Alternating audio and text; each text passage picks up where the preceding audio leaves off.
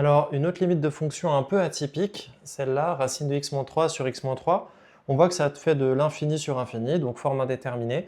Elle n'est pas très très dure. Normalement, tu dois avoir un lien entre le numérateur et le dénominateur, qui est assez évident. Donc, on va un petit peu simplifier ça et ça va être très rapide. Donc, qu'est-ce que tu aurais comme idée là? Racine de x-3 sur x-3. Comment on pourrait un petit peu simplifier ça? Parce que là, on a de la forme indéterminée. Donc là, la solution, elle est assez simple. On sait que racine de x-3, si on le multiplie par lui-même, ça ferait bien x-3. Donc ce qu'on pourrait faire, par exemple, ce serait d'éclater le x-3 en deux. Voilà, donc là on est pas mal. On peut en simplifier une en haut, une en bas. Et ça va nous faire 1 sur racine de x-3 en inverse. Et donc là, c'est très facile de terminer. Donc on voit bien un inverse, donc ça va tendre vers l'infini au dénominateur, 1 au numérateur, donc constante sur infini, 0. Donc là, on peut conclure. Donc, j'étais un peu vite. On pourrait dire que c'est une composition, mais elle est tellement simple que je ne l'ai pas faite. J'ai dit directement que ça tendait vers plus l'infini.